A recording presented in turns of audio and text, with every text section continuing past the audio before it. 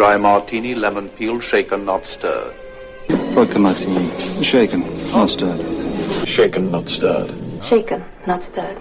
Shaken, shaken, shaken, not stirred.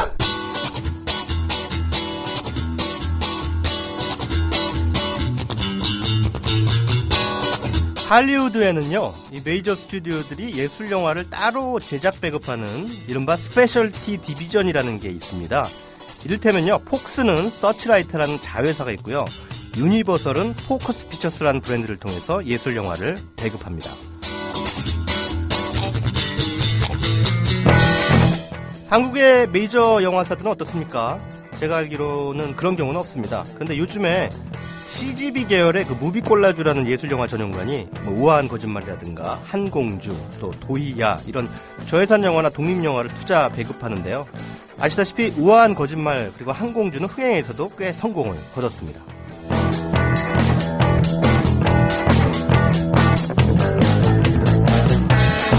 무비콜라주는 CJ 계열의 회사죠. 메이저 배급사가 그 계열사를 통해서 독립영화 또는 다양성 영화에 관심을 기울이는데 칭찬해야 되는 게 마땅하죠. 근데 저는 왠지 이것이 썩 탐탁치 않아 보입니다. 안 그래도 요즘 영화인들이 메이저 배급사 앞으로 줄을 서고 있는데 독립영화조차 무비콜라주 앞으로 줄을 서게 만드는 게 아닌가 싶은 거죠.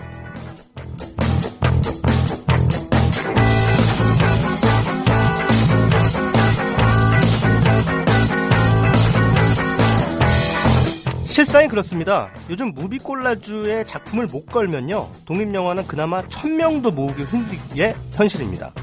이렇게 되니까요, 한마디로 CJ가 상업영화뿐만 아니라 독립영화 진영까지 독점하게 되는 상황으로 이어지지 않을까 우려됩니다. 어떤 분야든 독점은 그리 좋은 게 아니죠.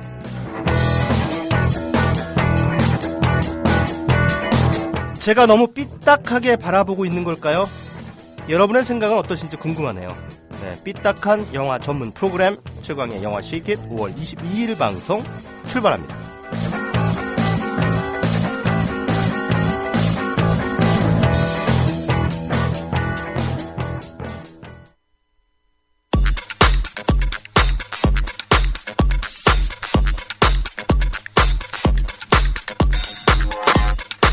네, 극장과 흥행추이 알아보는 비하인드 박스오피스부터 출발합니다.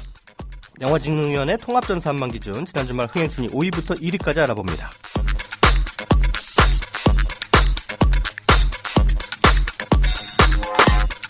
현빈 주연의 시대극이죠. 영린 많이 내렸었네요. 지난 주말 무려 4계단이나 미끄러지면서 5위로 주저앉았습니다. 그만큼 뒷심이 없다는 얘기인데 작품성에 대한 관객들의 입소문이 좋지 않기 때문이겠죠. 그래도 많이들 낚이셨네요. 지난 주말까지 368명 모았습니다.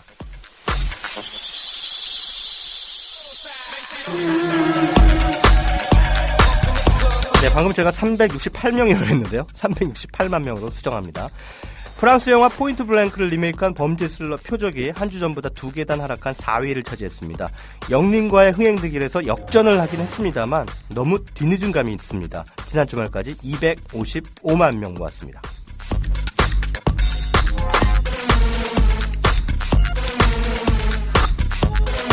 조니 뎁 주연의 SF 영화 트랜센덴스가 지난주 3위로 데뷔했습니다. 상위권 순위는 세 영화가 거의 비슷한 흥행세를 보여주고 있는데요. 간발의 차로 3위가 됐습니다. 개봉 첫 주말 42만 명을 모았고요. 2위는 52만 명을 모은 할리우드 영화 고질라입니다.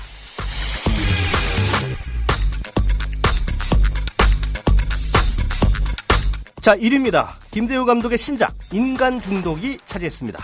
송승헌과 신인 여배우죠. 임지연이 호흡을 맞춘 불륜 로맨스 영화죠. 개봉 첫 주말 64만 명의 관객을 모으면서 1위를 차지하긴 했습니다만 그다지 폭발적인 흥행세라고 말씀드리기는 어려울 것 같습니다. 게다가 이번 주에 엑스맨 속편이 개봉하죠. 롱런 흥행 장담하기 어려운 상황입니다. 잘 들면 200만 명 안팎에서 최종 스코어를 제출하게 되지 않을까 싶습니다.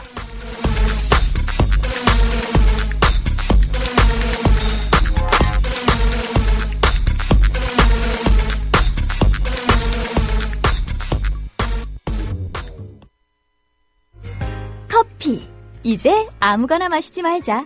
커피를 즐기는 사람들에게 질 좋은 한 잔의 커피는 하나의 권리입니다. 커피를 아는 전문가가 정성을 다한 로스팅으로 만든 제대로 된 커피. 제제 원두커피로 여러분의 권리를 누려보세요. 02-749-1002 주소창에는 카페제제.co.kr 그리고 검색창에는 카페제제를 검색하세요. 카페제제는 서울 용산구에 위치해 있습니다. 카페 제제는 카페가 아닙니다. 커피 전문 인터넷 쇼핑몰입니다. 헷갈리지 마세요. 재수씨 결혼 축하드립니다. 앞으로도 행복하고 결혼 축하하고 오래오래 행복하게 되자고. 나의 미래 결혼 생활을 진심으로 축하해줄 사람들과 같이 하는 소규모 결혼식을 생각하고 계신가요? 강남구 논현동에 위치한 벨뷰티아라는 오직 한 쌍의 신랑 신부님 그리고 혼주와 하객들만을 위한 여유롭고 안락한 예식 장소입니다. 작아서 더 행복한 결혼식. 유부남이 된 걸 환영한다. 앞으로도 좋은 일만 가득했으면 좋겠다. 결혼 축하해. 결혼을 축하합니다. 포털에서 벨뷰티아라를 검색하세요. 예약 문의는 02-512-7996. 돌잔치 및 각종 기업 행사도 예약받습니다. 국민TV 조합원에겐 다양한 혜택을 드립니다. 네, 여러분 안녕하십니까. 일주일 만에 돌아온 최광희의 영화 쉐이킷입니다. 반갑습니다. 쉐이몬미님, 삐딱한 거 맞습니다. 유연해질 필요가 있어요. 라고 댓글 바로 달아주셨습니다. 제가 삐딱한 거 맞죠? 네. 그런데 뭐, 유연해질 필요가 있나? 삐딱한 건 나쁜 건가요? 나쁘다고요? 네. 좀, 그렇습니다. 세상이 삐딱하면 시각을 삐딱하게 봐야 그게 제대로 보이거든요. 네, 그래서 저는 어떤 거든 조금 삐딱하게 보기를 좋아합니다. 네, 그거는 유연성하고는 좀 상관이 없는 미덕인 것 같아요. 유연성은 다른 사람에 대한 배려, 다른 사람들의 의견, 뭐 이런 것들을 좀 이렇게 잘 융통성 있게 받아들이는 거고, 삐딱한 것은 세상이 주류라고 얘기하는 것들, 예, 이것이 정답이다라고 얘기하는 것에 한 번쯤 딴죽을 걸어보는 것, 그것이 바로 삐딱함이 아닌가. 저는 그렇게 생각하는 편입니다. 그래서 모두들 무비콜라주가 한국의 다양성 영화에 기여하고 있다라고 얘기할 때 저는 아닐 수도 있다라고 얘기를 합니다. 예, 왜냐하면 독점하고 있거든요. 무비콜라주 때문에 다른 예술영화 전용관들이 피해를 보면 안 되잖아요. 백화점에서 이를테면 구멍가게에서 팔아야 할 음식까지 팔게 되면 구멍가게들은 어떻게 먹고 사나요? 저는 그런 논리 때문에 그렇게 말씀을 드렸던 겁니다. 낭만고양이님, 난 재밌었는데 영린 이렇게 말씀하셨네요. 네, 재미없다는 얘기는 아닙니다. 예, 뭐 사람마다 다 다르죠. 어떤 분한테는 재미있게 보이고 또 어떤 분한테는 재미없게 보이고 뭐 영화라는 게 정답이 있을 수 있겠습니까? 본인들이 가지고 있는 취향이라든가 뭐 이런 것들에 의해서 조금씩 다를 수밖에 없는 것이 아닌가 이런 생각이 듭니다. 제스민 혁명님, 고질라, 즈질. 네, 저질도 아니고 즈질. 네, 이렇게 써주셨습니다. 낚이셨군요. 네.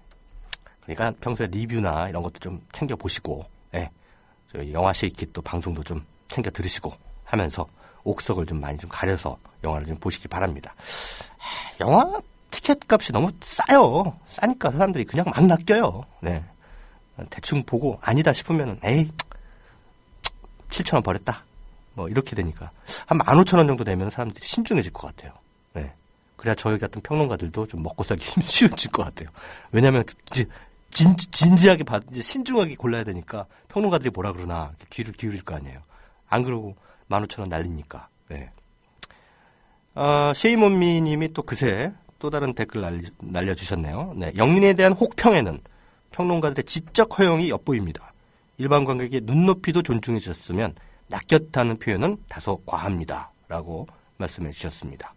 지적 허용이라고 하셨는데 뭐 저하고 지금 이 시간에 논쟁하기는 좀 어렵고요. 평론가는 평론가의 눈이 있죠. 네, 일반 관객의 눈높이를 왜 존중해줘야 되는지 잘 모르겠습니다. 일반 관객의 눈높이를 존중하려면 평론가가 왜 필요하죠? 그냥 관객이지. 네, 전문적인 어떤 지식을 가지고 그 영화에 대해서 논평을 하는 직업이 바로 평론가입니다. 그리고 지적 허용을 부리는 게 평론가입니다. 네. 싫으시면 평론을 안 보시면 됩니다. 자, 섞지 말고 흔들어로 이어갑니다.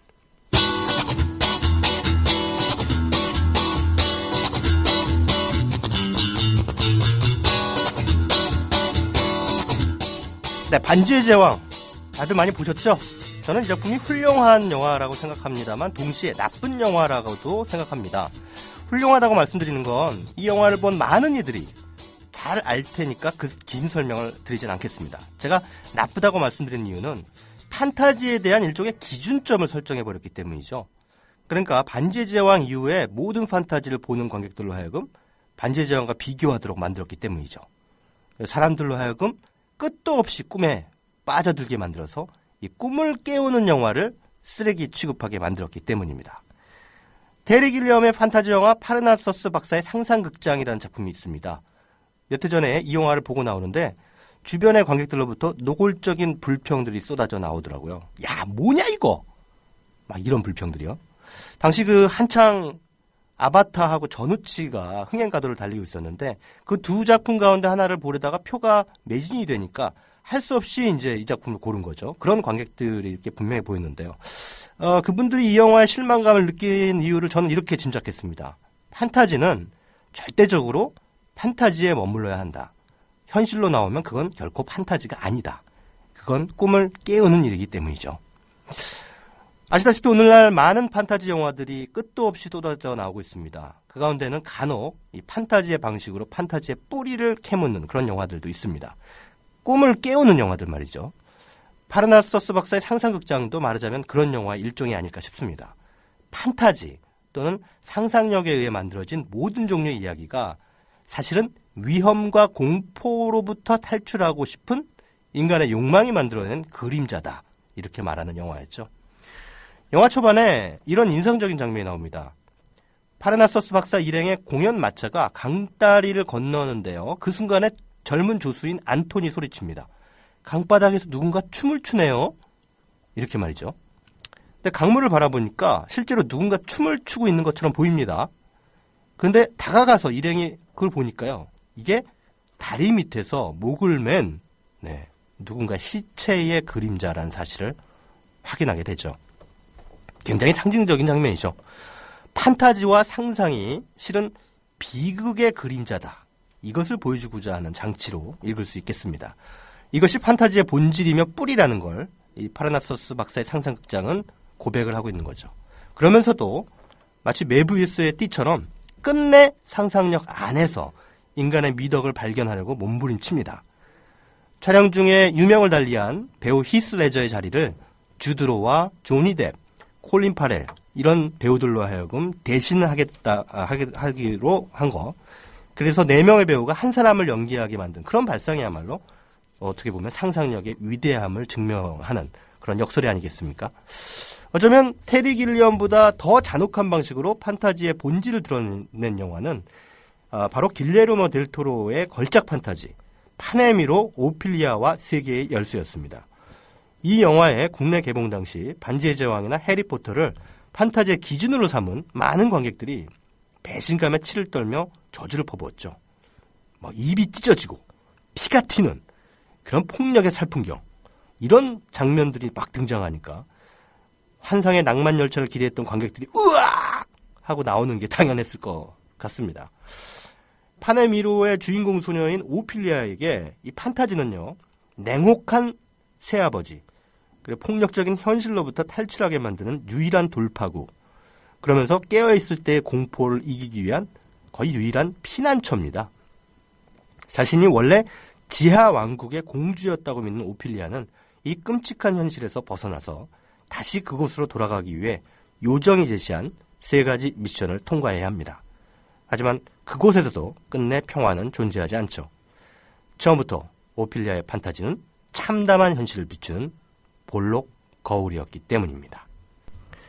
네, 역시나 흥행면에서 찬밥 신세를 면치 못했던 인도 출신 타셈 싱 감독의 판타지 영화입니다. 더 폴 오디어스와 환상의 문도 마찬가지 맥락의 영화입니다. 이 영화의 화자는 하반신이 마비된 데다가 애인을 부자에게 빼앗긴 전직 스턴트맨 로라는 사람인데요. 그는 늘 스스로의 비참한 신세를 참을 수 없어서 자살을 꿈꾸죠. 어느 날 같은 병원에 입원해 있는 소녀 알렉산드리아가 우연히 그의 친구가 되고요. 로이는 알렉산드에게 자살했을 약을 가져다 달라는 심산으로 재밌는 이야기를 들려주기 시작합니다. 영화는 이제부터 로이의 환상을 풀어내면서 독특한 판타지의 세계를 펼쳐 보이는데요. 로이의 판타지 속에 개입한 알렉산드리아는 자꾸만 슬퍼지는 이야기 안에서 기어코 희망의 열쇠를 찾으려 듭니다. 그렇지만 당장이라도 죽고 싶은 로이는 비극의 결말을 향해 치닫죠. 그러니까 판타지 속에서 이 두 사람의 꿈이 서로 충돌하는 거죠. 희망을 향한 꿈, 그리고 비극을 향한 꿈이 충돌하면서 이야기가 갈지자로 마구 물꼬를 터가면서 더욱 기가 막힌 이야기를 창조해냅니다. 그 양극단의 모순된 꿈이 충돌해서 파열되는 것이야말로 판타지의 본질임을 고백하는 것처럼 보입니다. 우리는 언제나 꿈꾸고 싶습니다. 그러나 꿈은 현실에서 벗어나고자 하는 욕망이자 고통과 공포의 이면이기도 하죠. 앞서 소개한 영화들처럼 그걸 폭로하는 판타지들이 어김없이 흥행면에서 홀대를 받는 건 사람들이 진짜 고통스럽게 살아간다는 반증인 셈이겠죠. 우리들은 모두 잠에서 깼을 때 찾아올 고통과 공포, 살아가야 할 의무와 피할 수 없는 권태가 두렵습니다. 그래서 결코 꿈에서 깨고 싶지 않은 것이겠죠.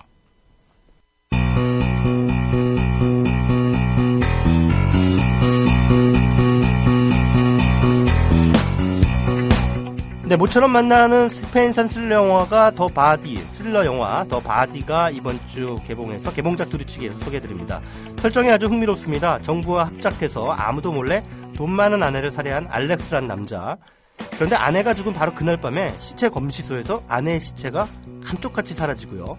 경찰은 알렉스의 시체를 빼돌린 유력한 용의자로 그를 추궁합니다. 시체의 행방은 알렉스에게도 오리무중인데요. 자신의 살인 행각이 들통날까봐 전전긍긍하는 가운데 거대한 반전이 이들을 기다립니다. 반전의 미학이란 바로 이런 것이다. 이렇게 말씀드릴 수 있을 만큼 관객들의 뒤통수를 아주 세게 강타하는 강력한 반전의 묘미가 바로 이 영화의 감상 포인트입니다. 창의성 지수는 10점 만점에 8점, 평균 평점은 주말 관람료 9,000원 기준에 10,000원 되겠습니다.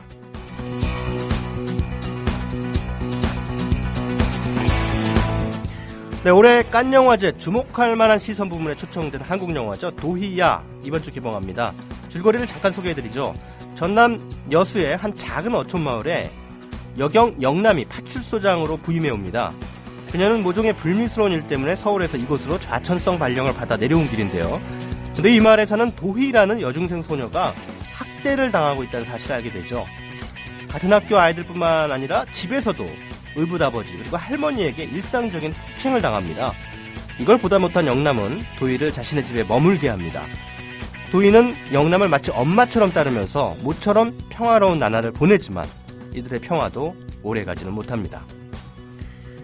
영화 도희야는 이창동 감독이 제작을 맡았습니다. 신의 여성 감독 정주리가 연출을 맡아서 섬세하고도 따뜻한 휴먼 드라마를 펼쳐 보이고 있는데요. 배두나가 강단이 있지만 뭔지 모를 슬픔을 간직한 여성 파출소장 역할 아주 훌륭하게 소화해냈고요. 학대받는 도희를 연기한 김세론 양도 영화 아저씨 이후에 부쩍 커서 아주 성숙한 연기 보여주고 있습니다. 영화의 정주리 감독과 배두나 그리고 이 영화에서 폭력 아버지로 등장하는 송세벽 모두 79년생 동갑내기라고 합니다. 그만큼 화기애애한 분위기 속에서 촬영됐기 때문인지 몰라도요. 굉장히 잔잔하면서도 제법 울림 있는 감동을 관객들에게 선사하고 있습니다. 데뷔작이라는 게 믿겨지지 않을 만큼 제작자인 이창동 감독의 작품을 능가하는 걸작으로 탄생이 됐다는 게 저의 평가입니다. 시끄럽고 쿵쾅대는 영화보다 뭔가 좀 여운이 있는 영화 보고 싶다 하시는 분들에게 강력 추천해드립니다. 창의성 지수는 10점 만점에 9점, 평균 평점은 15,000원입니다.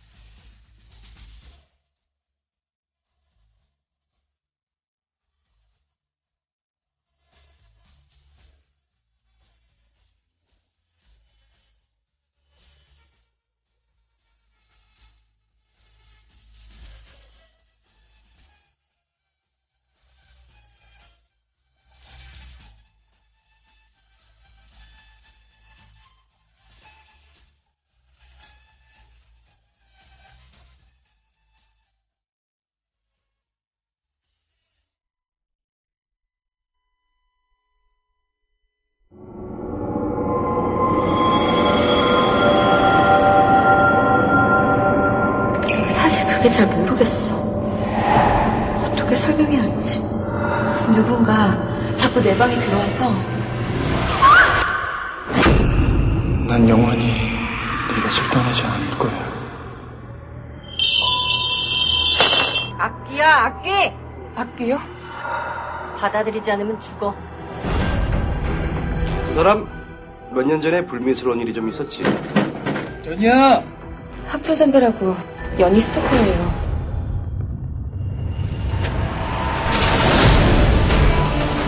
죽어도 그때로 다시 돌아가는 일 없을 거야.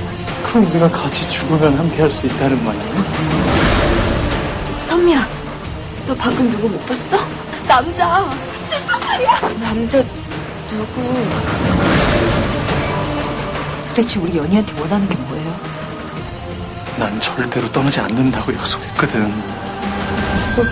뭐가? 그 악기가 동생한테 옮겨간 것 같아.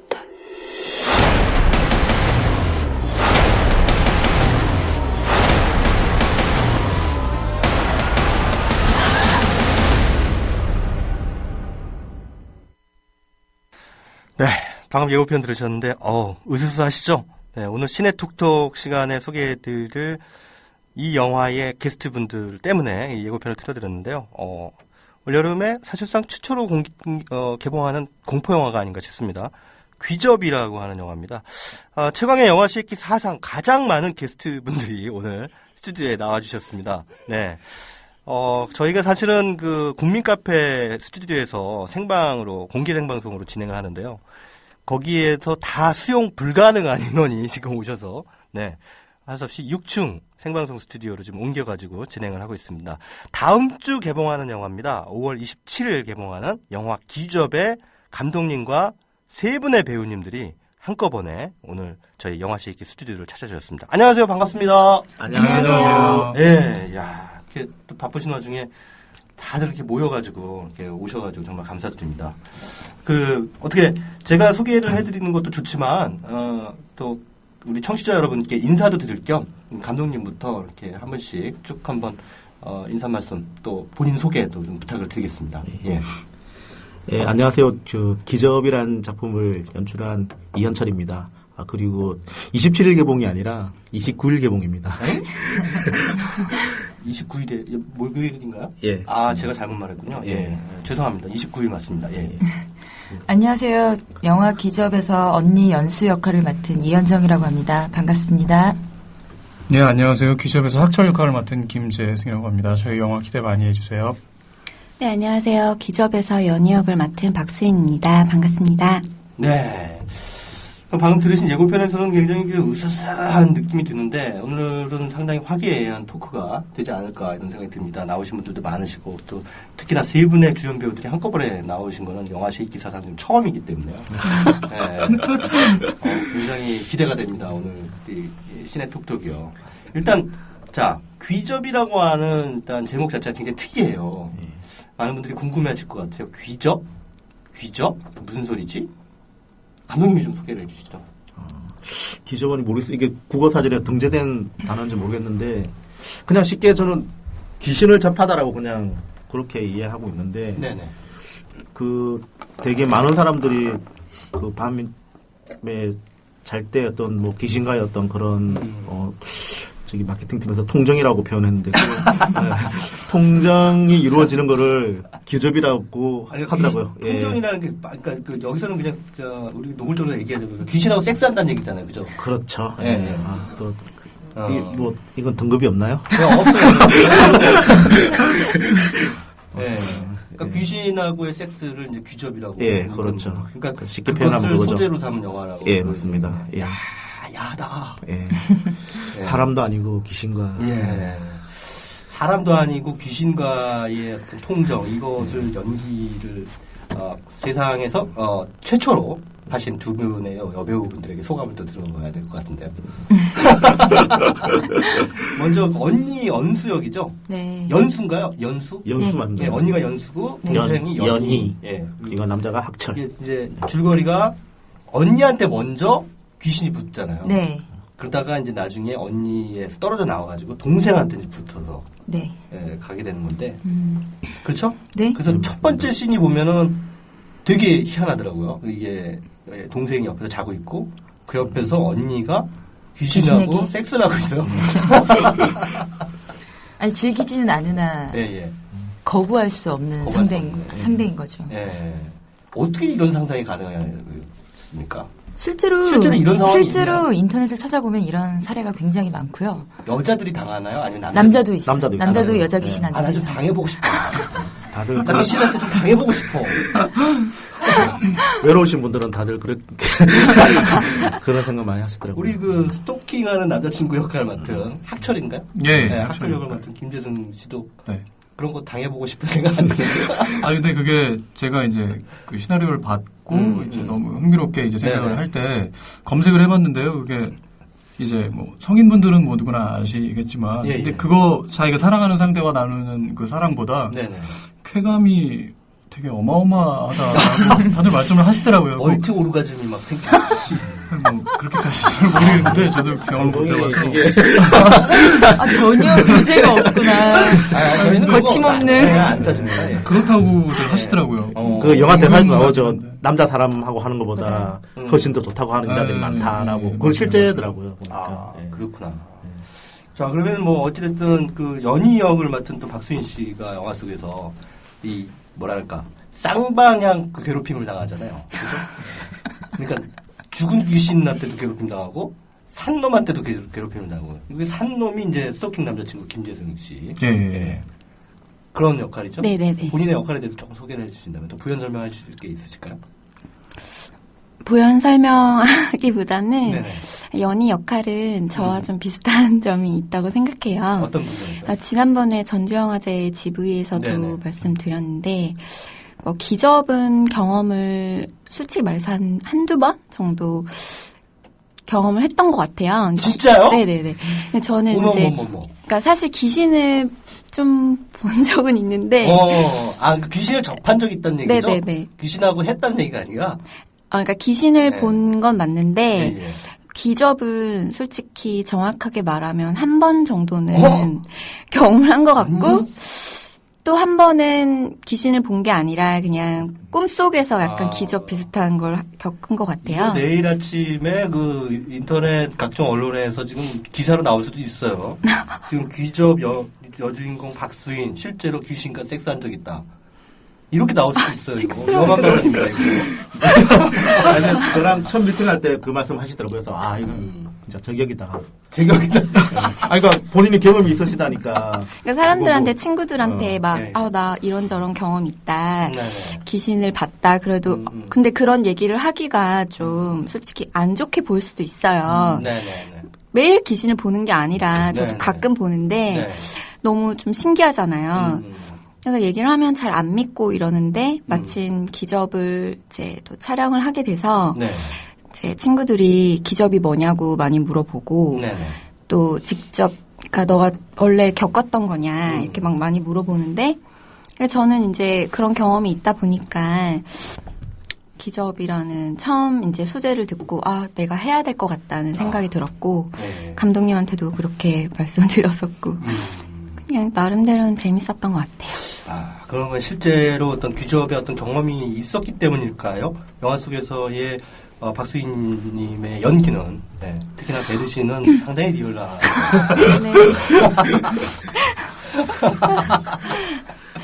그런 촬영이 좀 빡세게 촬영을 해서 빡세게 하셨군요. 예를 들어 기접 씬 찍기 전날에는 가위 눌린 적도 있고 그러니까 좀 어떻게 해야 되지? 근데 촬영이다 보니까 꿈속에서 기접이나 이런 귀신을 본 거는 갑자기 순식간에 스쳐 지나가거나 그런 순식간의 기억인데 이걸 연기로 표현해야 되는데 그래도 그런 경험이 없는 사람보다는 좀 잘 표현할 수 있지 않을까 이런 생각도 했었고 더 노출 부분은 좀 많이 쑥스럽고 그랬는데 알겠습니다. 자, 청취자 여러분, 우리 생버님들이 게시판에 글을 올려주시고 계십니다. 제목 좋아. 제목 좋아라고 아예 써주셨네요. 귀접? 귀저귀의 줄임말 같은데. 귀저귀. 거의 감독님 개그 수준이네. 네, 썰렁하네요. 네. 근데 듣고 보니 야한에 18금인가요? 이렇게 말씀해 주셨는데. 19금이죠. 19금. 네. 18세는 못 보죠? 그렇죠. 그 등급이 19금부터 바뀌었죠. 그렇죠. 예. 18세, 만 18세는 못 보죠. 몰래 보겠죠, 뭐. 네. 요즘 애들 볼 건 다 봐요. 네, 18세도. 네. 자, 그리고 불쏘시개님. 귀적.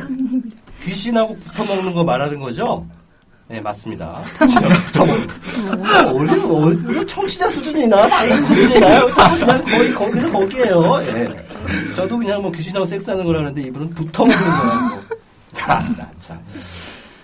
그 다음에 와이로님. 여자 귀신도 있다고 쇼? 당연히 있겠죠. 그렇죠. 네. 여자 귀신이 왜 없겠습니까? 여자 귀신도 있죠. 아니 그러면 남자한테 남자 귀신이 오면 그것도 근데 이게 또 중요한 건 거부할 수 없다는 거. 그렇지. 네. 또 성적 취향에 따라서 다양하게. 아니 그리고 이 질문이요라고 한 그 수신님은 굉장히 직구준 질문을 하셨는데 이런 질문은 하시면 안 됩니다. 박수연님이라고 이름도 틀리셨어요. 인님, 박수인님 어떤가요? 귀신이 더 좋은가요? 사람이 좋은가요? 이거는 굉장히 사적인 질문이죠. 오늘 검색을 해보시면 많은 분들이 다른 분들이 많이 답을 해놓으셨으니까 그거 참고하시면 될 것 근데 같아요. 귀신도 이제 귀신마다 다르니까. 귀신마다 다르다. 네, 알겠습니다. 자, 어찌됐든 이 영화 귀접이라고 하는 영화의 어떤 설정. 굉장히 흥미로운데 독특합니다. 그래서 일단 보면은 이분들이 지금 왜 웃으시는 거야? 할머니 귀신. 근혜뉴님이 보내주신 할머니 귀신도 있음. 꽃들에게 희망을님 분위기 요상하네. 이렇게 말씀하셨는데 귀접이라 똑똑한 12시의 퀴테가 혹시 엑스트라? 사도 요한님이 말씀하셨는데 뭔 얘기니? 무슨 얘기인지 모르겠습니다. 예. 자, 어찌됐든, 귀접이라는 영화에 대해서 조금 더 들어가 보죠. 사실 영화도 저도 이제 전주국제영화제에서 영화를 감상을 하고, 또 거기서 또 감독님과 배우분들하고, 또 지비도 진행을 하고 그랬는데요. 되게, 그냥 의도적으로 만든 B급 영화다, 이렇게 봐도 될 것 같은데, 어떻습니까? 감독님이 좀 얘기를 해주신다면. 사실 뭐, 의도한 부분도 있고, 안 한 부분도 있는데, 네네. 전반적으로 좀 의도한 느낌으로 나와서 좀 다행인 것 같습니다. 예. 그러니까 지금 칭찬으로 받아들이시군요. 근데 아까 뭐 수인 씨도 말씀하셨지만 뭐 모든 영화들이 다 그렇지만 그 짧은 시간에 촬영하고 뭐 그런 것들이 어쨌든 결과물에 있어서 좀 의도치 않게 그런 B급으로 보이는 부분도 있고 뭐 그런데 그게 전반적으로 이렇게 B급 정도로 이렇게 뭐 일관성이 있었다면 오히려 그게. 그러니까 제가 보기에는 그 B급적인 정서라는 게 나쁜 건 아니거든요. 네, 저도 별로 나쁜 건 아니고. 네. 사실 그런 정서에 굉장히 뭐 퀸틴 타란티노라든가 또 우리나라 박찬욱 감독들도 감수성의 세례를 많이 받았던 거고 어느 순간부터 사실은 그 장르 영화 쪽에서의 그 B급 정서들이 많이 좀 사라진 게 아닌가라는 생각이 듭니다. 뭐 그때도 말씀드렸습니다만 조지 로메로의 뭐 살아있는 시체들의 밤이라든가 새벽의 저주 같은 작품들도 사실은 B급에서 출발한 작품들이거든요. 네. 그런 의미에서 저는 이 영화가 그 호러 장르의 어떤 B급 영화로서 어떤 저예산의 한계를 돌파하려고 하는 그런 측면에서 상당히 그 흥미로운 시도였다. 저는 그렇게 이제 봅니다. 한결같이님이 이런 질문을 던지셨는데 요거는 우리 연수 역을 맡은 이현정 님이 답해 주시면 어떨까 싶습니다. 공포의 수위가 높은가요? 소재는 좋은데 너무 무서우면 못 볼 것 같아서요. 어떻습니까? 너무 무서우십니까? 보셔도 될 것 같은데. 전 개인적으로 공포 영화를 못 보거든요. 아, 그래요? 굉장히 싫어요. 귀신이란 존재 자체도 너무 싫고. 어떻게 귀신 영화를 찍으셨어요? 아니, 근데 저는 아직 살면서 한 번도 귀신을 본 적이 없어요. 없고. 근데 이게 나는 아니지만 누군가에게는 일어나는 실제 이야기다라는 걸 알고서 배우라면 내가 경험하지는 않았지만 배우로서도 상상하는 어떤 게 있잖아요. 그런 게 재밌어서 한번 해보게 됐는데 사실 공포 수위는 어떻습니까? 수위요? 그러니까 1에서 10으로 본다면 3? 4?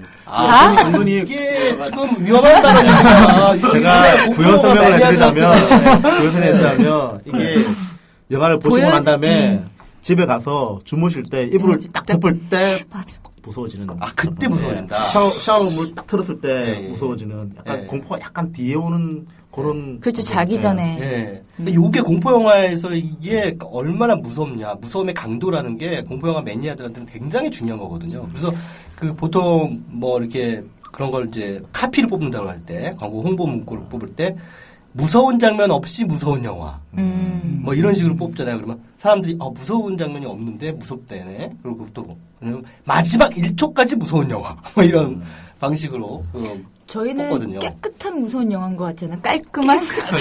깔끔한. 혼자 보러 가서 보시기에는 무서울 수 있는데요. 그러니까 뭐 친구 동반해서 가면은 그 당시에는 어느 정도 이렇게 코믹적인 요소가 가끔 있어요.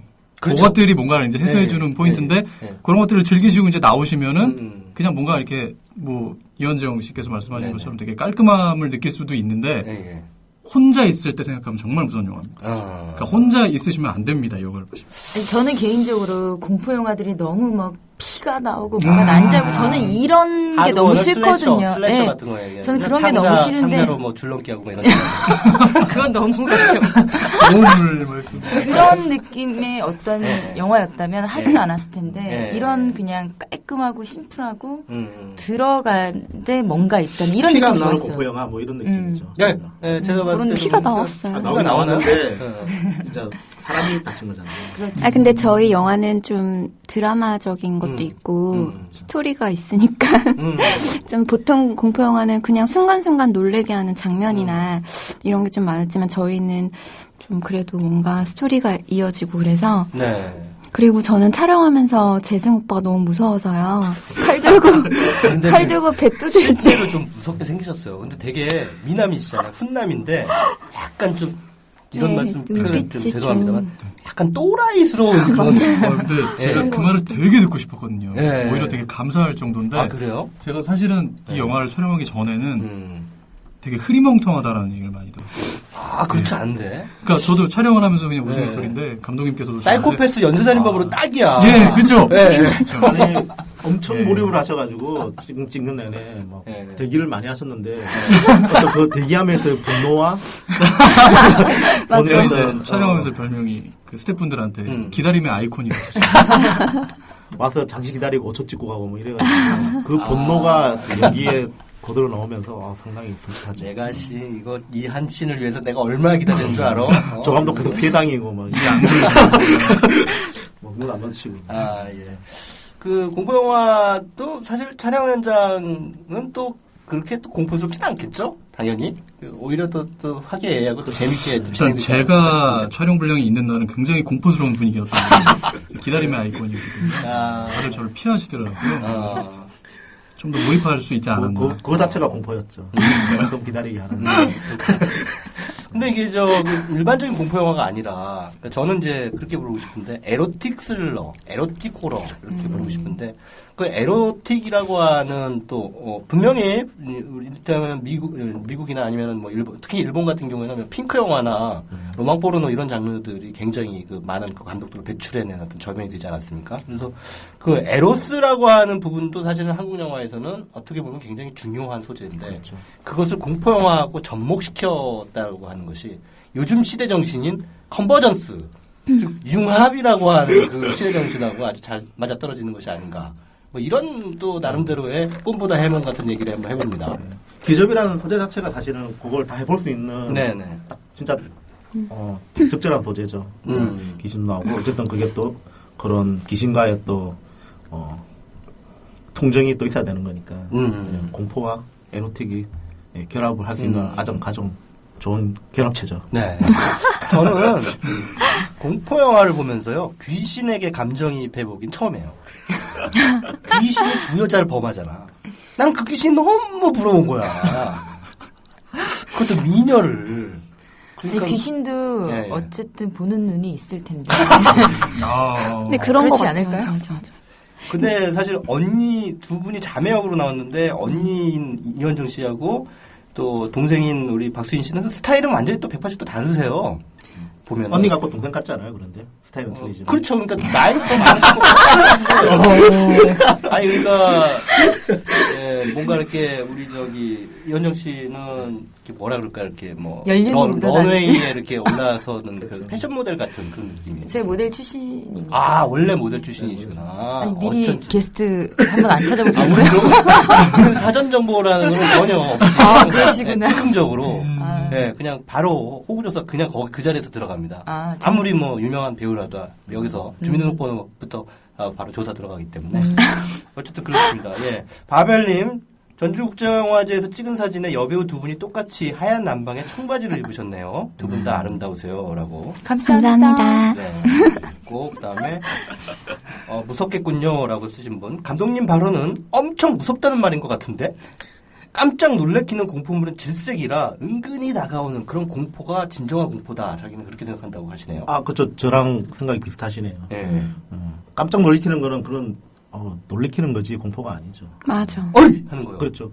네. 그러면 안 되죠. 깜짝 놀라세요. 제 심장이 약해서. 진실하고프님. 귀접 현실이 더 무서운 세상인데 드디어 제대로 된 공포물이 나온 것 같네요. 꼭 보겠습니다. 제가 이거 읽었죠? 아니요, 안 읽었어요.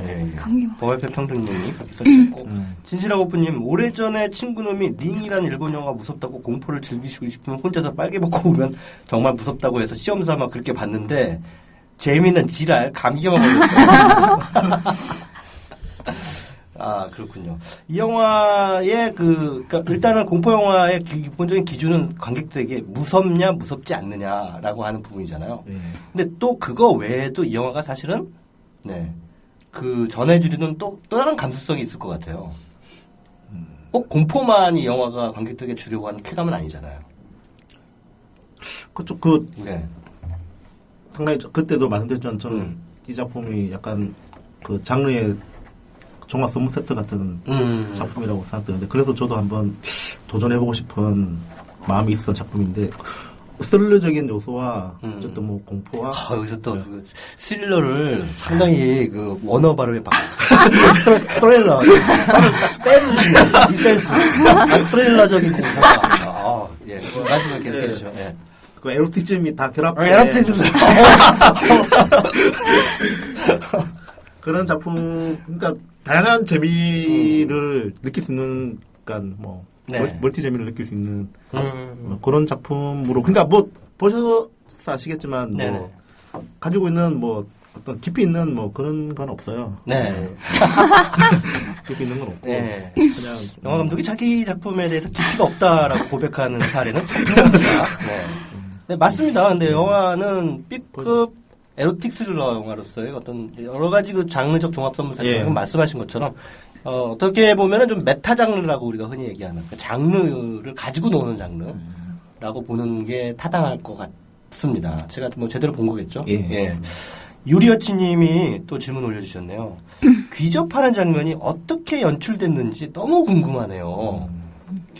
이렇게 하셨는데 이거는 어떻습니까? 그 배우분들한테도 좀 여쭤보고 싶은데요. 그러니까 실제 상대가 있는 어떤 그 뭐 섹스 장면이 아니라 그냥 어떤 귀접을 당할 때 혼자 이렇게 당하는 그런 뭐 그런 식으로 이제 연출이 된다면 이게 지금 현재 상황, 현재 스코어 지금 누군가하고 지금 통정을 하고 있는 상황이잖아요. 그거를 연기한다는 거 어떠셨습니까? 상당히 기분이 나쁘죠. 연기하시면서도 기분 나쁘죠. 그럼요. 그러니까 일부러 기분을 나쁜 상태로. 아니 그런 건 아닌데, 아니 누군가 실체가 있는지 없는지도 모르고 이게 환상인지 현실인지도 모르는 상태에서 누군가가 나를 범한다고 생각하면 이게 어찌 기분이 좋을 수가 있겠어요. 기분이 상당히 나쁘죠. 그리고 이제 실제로 기접이나 이럴 때 이제 좋을 때도 있거든요. 근데 영화 속에서는 좋은 장면보다는 좀 이렇게 누구한테 범하는 그런 그러니까 말하자면 성폭행 당하는 귀신한테 그런 느낌을 촬영을 해서 그 촬영할 때는 좀 기분도 안 좋고 그랬는데 좋을 때도 있는데 그런 장면은 이번 영화에서는 좀 전반적으로 그러니까 그런 씬을 촬영할 때는 배우분들도 별로 좋지 않은 그런 기분 상태에서 촬영을 하셨겠군요. 그렇다면 뭐 감독님은 연출을 하시면서 좀 잡을 안 서주셨겠어요. 일단 배우들이 기분이 나빠하니까. 네. 저는 기분을 계속 풀어드렸죠. 그래서 어떻게 풀어주셨습니까? 되게 재능도 부리고. 되게 개그. 나름대로 개그라고 하는데 더 열받는 거, 더 열받아 하시는 것 같은데. 근데 저기 심령의 공포라는 작품이 나와서 말씀드린 그러니까 그 영화를 저도 봤는데 그 작품하고는 좀 다르게 표현했어요. 여기 그 작품은 그 귀신이 보이지가 않고 여자의 가슴을 만지면 가슴이 불룩 들어가더라고요. 82년도 작품인가 그런데. 투명인간처럼. 네, 투명인간처럼. 근데 저희는 뭐 그러지는 않고요. 네네. 더 리얼한 것 같아요. 네. 그렇죠. 더 리얼하죠. 그 심령의 공포는 사실 뭐 82년 작품이니까 좀 아쉬운 부분이 있었는데 저희는 그거보다는 조금 더 세련되게 표현했다고 생각합니다. 30년 된 작품하고 지금 비교하니까 30년 전의 영화보다는 세련됐다. 그게 중요하다는 얘기죠. 그렇습니다. 예. 자, 배우분들의 말씀도 좀 더 듣고 싶어요. 영화 찍으시면서 뭐 재미난 에피소드나 이런 거 있으셨는지 좀 궁금하네요. 재미난 에피소드는 아니고요. 아니면 인상적인, 아니면 기억에 남는 뭐. 저희가 그 연수네, 그러니까 극 중에서 제가 연수인데 저희 집에서 촬영을 할 때 그 좁은 집에서 뭔가 엎치락뒤치락 막 이렇게 촬영을 하는데 아침까지 한 30시간을 촬영을 한 거예요. 네. 저는 영광의 상처를 얻었어요, 손에. 촬영하시다가 다치셨어요? 촬영하다가 뭐 온몸에 멍든 거는 기본이거니와 너무 피곤하니까 집에 가서 자는데 그때가 겨울이었잖아요. 라디에이터에 그냥 손을 이렇게 얹어놓고 잤더라고요. 일어나니까 다 뒤졌겠네. 물집이 여기 손에 젤리빈처럼 이렇게 올라와 있더라고요. 자기 팔 타는 줄도 모르고. 네, 수용욕이 남았잖아요. 근데 다행히 뭐 바로 응급처치를 잘 해서 그래도 크게는 안 남았었어요. 근데 얼마나 피곤하셨으면은 라디에이터에다가 손을 올려놓고 자시는데. 저는 참고로 좀 예민하고 잠잘 때 불면증이 좀 있는 편인데 낮 1시에 들어갔어요. 그리고 한 6시 정도에 잠이 들었던 것 같은데 12시간을 한 번도 안 깨고 화장실도 한 번 안 가고 잤더라고요. 완전히 배우들의 진을 빼셨군요. 죄송합니다. 그런 의도는 아니었습니다. 모두 재능 씨도 그렇고 수민 씨도 그렇고. 예, 뭐 저 같은 경우는 이 영화 집에 못 들어갔죠. 저희가 괜찮은 거 모르겠어요. 말씀해 주세요. 12회차로 그런 작품이거든요. 가는 그렇게 가야죠. 저희는. 12회차 동안 찍는데 이게 사실은 요즘 스태프들 그것 때문에 사실 이렇게 작업을 하면 안 되지만 뭐 이렇게 상황이 또 상황인 계속 한 번 촬영 나가면 뭐 24시간씩 뭐 30시간씩 이렇게 촬영하고 그러니까 저도 찍다가 막 이렇게 테이크를 끝까지 못 보겠더라고요. 너무 졸려가지고 그래서 그러면 막 스크립트가 깨우고 그러면 그래 오케이 뭐 나왔는데 그럼 다시 약간 다들 상당히 피곤해가지고 그런 에피소드는 다 있을 거야. 아마. 감정적으로나 육체적으로나 굉장히 좀. 잠이 어디. 지금 너무 죄송한데 빵 터져가지고요. 지금 방송이. 게시판 보시다 그러죠. 예. 고양이? 노르웨이의 손님이 올려주셨는데 네이버에서요 귀접 영화 찾아보려고 하니까 귀접힌 고양이가 귀접힌 고양이가 나. 도대체. 어떻게 된 겁니까? 지금 다음 주 개봉인데 네이버에 귀접 치면 귀접이 나와야지 왜 귀접이 귀접에 관한 기사나 저희 영화에 대한 거 굉장히 많습니다. 근데 그래요? 이분께서 이제 좀 더 재미를 위해서 올려주신 것 같은데 노르웨이에서 상당히 저항 소설인데 이런 식으로. 김재승님도 이 공포만을 담당하시지는 않으셨을 거 아니에요? 처음입니다. 이런 장르나. 그리고 제가 이제 외모 때문에 맡았던 역할이 무슨 뭐 부잣집의 아들 내지는 뭐 여자를 등쳐먹는 약간 그런 캐릭터. 약간 좀 그리고 제가 영화는 경험이 없고 항상 이제 드라마랑 시트콤만 해봤었거든요. 근데 너무 하고 싶었던 캐릭터였고 너무 하고 싶었던 뭐 장르고 이제 영화라는 작업이어서 굉장히 이제 뭐 설레기도 하고 이제 정말 열심히 한번 불살라 보자 하고 했는데 이현정 씨는 30시간을 촬영하시느라 너무 힘들었는데 저는 30시간을 대기하느라고 그런 것들이 이제 쌓여서 이제 제 내공이 되지 않았나. 그래서 저는 100%는 아니지만 제 연기에 좀 어느 정도 자연스럽게 만족을 하고 있어서 그러니까 그게 정말 연기가 아니고요. 정말 이 악물고 이가 부러질 때까지 정말 열심히 임해서 촬영했던 것 같아요. 그럼 뭐 영화라는 게 사실은 어떻게 보면 기다림의 미학이라는 거예요. 왜냐면 저도 한번 그런 경험이 있었어요. 엑스트라로 한번 출연한 적이 있었는데 예전 내추럴시티라는 유지태 씨 그 2080년에 기자로 딱 3분 나오는 거를 위해서 무려 12시간을 대기한 적이 있었습니다. 그리고 찍었는데 삭제당했어요.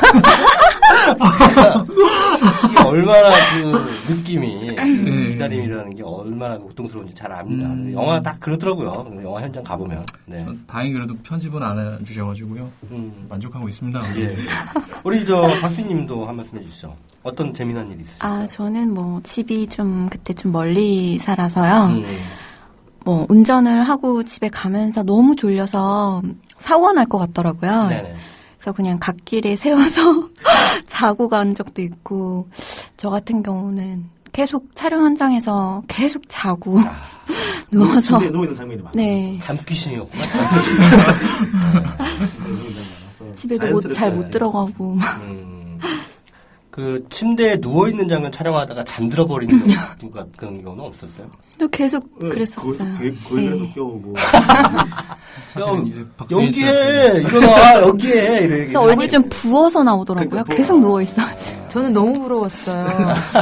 아니, 그 공간이 너무 좁아서 모든 스태프들이 막 이러고 있는 가운데 항상 대기며 뭐 촬영이면 다 거기서 하니까 그렇게 부러울 수가 없는 거예요. 아이고, 하여튼 뭐 처음에 예고해드린 대로 좀 무서운 영화를 가지고 감독님하고 배우분들 모시고 정말 화기애애하고 흥미진진하고 또 솔직담백한 그런 대화를 한번 나눠봤습니다. 저희한테 주어진 시간이 지금 한 1분 정도 있죠? 1분 정도 있으니까 감독님부터 좀 관객분들에게 한 말씀씩 좀 진짜 한 분당 20초씩 좀 해주시기 바랍니다. 예, 저희 작품은 좀 전에 말씀하셨듯이 다양한 어떤 재미를 느낄 수 있는 작품이니까 꼭 좀 많이 봐주시기 바랍니다. 감사합니다. 네, 저희 열심히 영화 찍었으니까요. 꼭 극장 가서 봐주세요. 감사합니다. 예, 뭐 저희 좀 독특한 소재의 독특한 영화라고 생각을 하실지도 모르겠는데요. 보시기에는 큰 부담을 느끼시거나 그러진 않을 만한 괜찮은 작품이라고 생각합니다. 많이 봐주세요. 네, 한국에서 기접이라는 소재를 가진 영화가 처음이라고 하는데 아무튼 많이 기대해 주시고 많이 봐주셨으면 좋겠습니다. 감사합니다.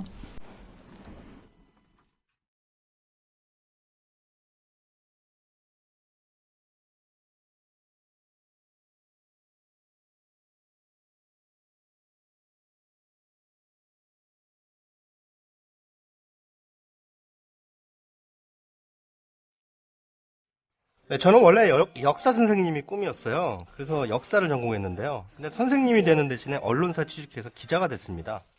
명분을 갖다 붙였죠. 세상을 바꿀 수 있다면 기자가 선생님보다는 훨씬 효율적이 아닐까? 선생님은 기껏 몇백 명을 상대로 하지만 기자는 적어도 수만 혹은 수백만 명을 상대할 수 있으니까요. 근데 그 생각도 오래가지 못했습니다. 기자가 세상을 바꾸는 게 아니라 세상의 부조리를 유지시키는 그런 시스템과 공생하거나 혹은 미필적 고의로 기생하는 직업이라는 그런 생각이 들었던 거죠. 제가 영화로 도망친 이유가 바로 그래서입니다. 더 이상 거창한 말을 해서 혹세무민하지 않고 싶은 마음, 또 기왕 세상을 바꾸지 못할 거면 스스로라도 만족스럽자 이런 생각 때문이었던 것 같습니다. 그리고 지난 14년간 굉장히 만족스러웠습니다. 적어도 제가 느낀 바를 솔직히 말할 수 있다는 데서 자유를 느낄 수 있었기 때문이죠. 근데 요즘 슬슬 또 권태를 느끼고 있어요. 언젠가부터 메아리 없는 외침을 하고 있는 게 아닌가. 이런 영화 좀 제발 좀 봐주십시오라고 해도 관객들이 잘 보지도 않고 영화 평론가라는 직업이라고 가지고 있지만 그냥 쇼핑 호스트에 불과한 게 아닌가 하는 회의가 슬며시 고개를 들고 있습니다. 그래서 여행 좀 다녀오려고 합니다. 여행을 통해서 이런저런 생각도 정리하고 제 직업적 정체성에 대해서 다시 한번 초심을 가다듬을 시간을 갖고 돌아오겠습니다. 내일 떠납니다. 다음 주 방송은 녹음 방송으로 찾아뵙는다는 거 미리 말씀드립니다. 최광의 영화시입 이번 주 순서 여기서 마칩니다. 오늘의 작별곡은 월터의 상상은 현실이 된다 중에 더티 포스가 부른 Of Monsters and Men입니다. 일주일 동안 즐감하십시오.